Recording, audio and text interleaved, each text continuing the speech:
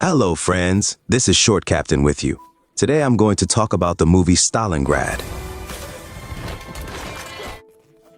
In the year 2011, there was an earthquake in Japan. Russia sent Emercom personnel to help the victims. An elderly rescuer named Sergei participated in the removal of the rubble. After contacting the Germans who were under a pile of rubble, he began to reassure them. One girl asked him to tell something, and Sergei said that he had 5 fathers. When she expressed disbelief in the rescuer, he recounted the tale of how such an event transpired. It all began in the year 1942, during the Battle of Stalingrad. A team of Soviet scouts, under the leadership of Captain Gromov, stealthily entered the partially demolished city to secure a strategically vital building. This building provided coverage for the crossing of the Volga River. Should the Germans seize control of this building, they could potentially capture the entirety of Stalingrad, and perhaps even more. At the same time, German officer Peter Kahn observed the Russians advancing aggressively. He gives the order to blow up the fuel tanks that lie in the path of the Red Army. By doing this, he plans to disrupt their attack and maintain the position. At this point, Gromov's group stealthily enters the building and engages in a fight with the Nazis. Kahn also appears here. Realizing that Gromov might damage the fuse, the German captain leaps at him. After winning the fight, he triggers the explosive. As a result, the Soviet soldiers find themselves engulfed in a fiery inferno, yet they persist in advancing. However, they have to step back. Gromov and his men occupy the building. Here they find a captured signalman, Sergei Ostakov. Other Red Army soldiers come out to them. Then a girl appears. She is terribly frightened, and at first the soldiers think that she does not have everything wrong with her head.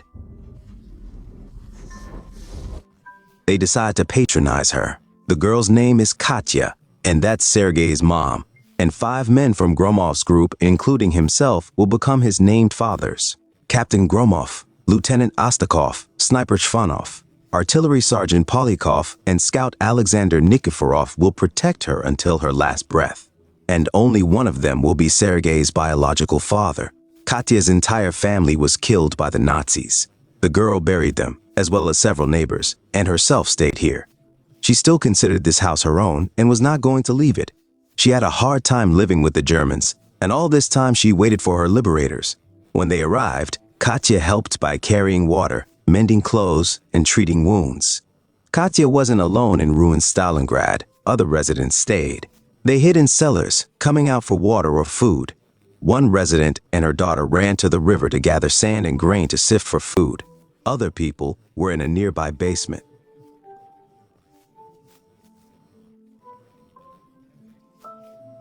Among the people there was a girl named Masha. Occasionally, Captain Kahn would visit her. Masha resembled his deceased wife, so Kahn would bring her food and linger for private talks. After being reprimanded by Colonel Hans, Peter returned to his girlfriend. Masha was very frightened of him, yet she accepted the food, because thanks to it, many people in this basement stayed alive. Meanwhile, Gromov commanded the fighters to hold their position in this house. One of the sailors, who found himself here after the capture of the building, decided to resent it. He was not going to stay because his command did not give such an order. Gromov ordered Nikiforov to shoot the deserter, and Alexander at the same second carried out the order. In the civilian life, he was a tenor and performed on stage, but after the outbreak of war, he hardened and practically stopped speaking. Seeing the Russians throwing the corpses of Germans out the window to prevent them from beginning to decompose inside the house, Henze orders the civilians to be gathered in the middle of a small square. They are arranged in a line to shield the German soldiers from sniper fire. Following this, the colonel picks a victim, the woman with a child who was carrying sand and grain in baskets. They are locked inside a bus and set on fire. Despite this horrific scene, Gromov kills them and then leads his soldiers into an assault. A fierce battle ensues, resulting in the deaths of 6 of our soldiers and 14 Germans. The Nazis initiate mortar fire, which finally compels the Soviet soldiers to pull back. After this fight, Kahn comes to Masha to take her by force. The girl meets him with a knife in her hands, but it does not help, and the captain does what he planned. Meanwhile, Katya treats Nikiforov's wounds. She confesses that she and her mother were at Alexander's concert. She even kept a poster from Nikiforov's performance. However, the conversation is interrupted. Alexander is called to himself by the commander. He sends him for ammunition left in the downed plane. However, there are already 3 Krauts present. Nikiforov takes down the entire trio and retrieves their German ammunition. Meanwhile, Shvanov starts questioning Katya with uncomfortable inquiries about her interactions with the Germans. The girl, overwhelmed, runs away in tears, and Polyakov steps in to comfort her. Despite having a wife and a daughter back home, they are currently deceased. Polyakov cherished them deeply, and now Katya has become like an adopted daughter to him, someone he is willing to care for until his dying day. After calming down, Katya approached Shvanov and requested that he teach her how to shoot a rifle. Just then, a German soldier entered to get some water. Shvanov instructed her to aim at the soldier and pull the trigger. Gromov attempted to intervene, but he was too late. The soldier was killed. Shvanov admitted that he would kill every Nazi he encountered, as they had brutally murdered his brother and sister. Colonel Henze decided to clear the area of civilians. He intends to put them on a train and send them to a concentration camp. Coming to the basement where Masha lived, he met Khan. Henze was not thrilled that a German officer was tangling with a Russian wench. Masha, along with the others, was sent to the train. However, Khan intervened. He found her in the crowd and took her with him. While he was away, Astakov proved himself an excellent marksman. He had only one shell, and Sergei made sure that it was not wasted. He fired a cannon at the tank, causing the shell to ricochet into the Germans' ammunition. The shell exploded, creating a fireworks display for the Nazis. When Khan returned with Masha, Colonel Henze clearly stated that he would shoot them both. However, the captain had something to propose. He mentioned that he would capture the house where Gromov's group was hiding. In that case, Henze promised to spare both him and Masha. Meanwhile, Katya went to get water for the soldiers, and Astakov decided to search for a gift for her. It was Katya's birthday, and Sergei wanted to give the girl a pleasant surprise.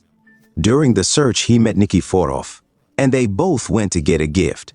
Astakov decided to bring Katya a bathtub, where she could have a full bath. On the front line, it was a real luxury. Together with Nikiforov and another soldier, they dragged the bathtub into their house, despite enemy shelling. At the same time, Khan was preparing for the offensive. He ordered his men to repair the tank's cannon. With its help, he wanted to break the resistance of the Red Army and occupy the neighboring house. The captain pushed a speech in front of the soldiers and led them into battle. Having noticed the maneuver of the fascists, Gromov ordered the soldiers to pretend to be dead. They covered themselves with corpses and waited for the enemy. When the Germans would enter the building to clear it, Gromov and his soldiers would open fire. Their maneuver worked.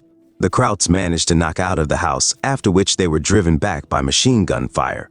Khan was still in the house, and Gromov took him in the crosshairs. However, he was distracted, and the German captain escaped. Returning to his own, he learned that the cannon was ready and ordered to shoot at the building. The shell hit Katya's room. At that moment, Gromov was here. He managed to push the girl away, and both were not hurt in the explosion. Katya had only a small shard of glass in her cheek, which Gromov pulled out. A spark passes between them, and Katya kisses him. At the same moment, Peter Khan spent time with Masha. The girl realized that now she had no salvation. She would either be shot by her own for associating with the enemy or killed by the Germans. So, she decided to relax and enjoy her time with the man who loved her. The Red Army men were having a good time too. They arranged a festive dinner for Katya. On such an occasion, Nikiforov decided to sing for the birthday girl. Following that, the fighters presented their gift, a bathtub filled with hot water. When the young woman decided to take a bath, all the men politely exited the room. Khan devised a plan to ensure his beloved's safety during the offensive scheduled for the next day. He intended to take her to an abandoned building where neither Germans nor Russians ventured. There, she would wait out the attack aimed at the neighboring house. Later that night, Astakov approached Katya while she was in the bath and expressed his love for her. He asks her to get dressed and accompany him, mentioning that this outing has been approved by the captain. Sergei guides her to a building that is typically vacant. From this spot, there is a stunning view of the sky, and Astakov is eager to share it with Katya. However, the true purpose of this outing is to attempt to protect and keep the girl safe. She had refused to leave her home willingly, but now she will be compelled to remain here and wait out the impending wave of attack. Astakov once more discusses love, and Katya admits that she has also fallen in love with him. He and Sergei spend the night together. Meanwhile, Shvanov observes in the scope as the German captain leads his Russian girlfriend into one of the houses. Seeing this, Shvanov decides to shoot the girl so that she will not be allowed to sleep with the enemy. When Khan leaves the building, Masha looks out to follow, at which point the sniper kills her. Seeing this, Peter fell into despair. Then Nikiforov caught his eye. He had just killed several Germans and received a machine gun burst on his legs from Khan. Then the captain brought the prisoner to the headquarters and showed the colonel. However, Nikiforov was not going to give up so easily. He called Hansi, pulled a knife out of his boot, and killed him. The next moment he was shot on the spot. Soon tanks approached. Under the cover of the armored vehicles, Kang led the soldiers into battle again. During this attack, Shvanov and Polyakov were killed. Gromov got together with Khan in a duel, and they wounded each other. Ostakov then called the artillery fire on himself. He realized that they cannot stand, but also the Germans cannot be missed. In a few minutes, the buildings together with our fighters leveled with the ground. The fascists retreated. After a night spent with Sergei Ostakov, Katya became pregnant and gave birth to a son. She named him in honor of his father. That's how it turned out that thanks to the courage and bravery of 5 Soviet soldiers, she stayed alive. Now her son also saves lives. In Japan, his men managed to rescue German students from under the rubble.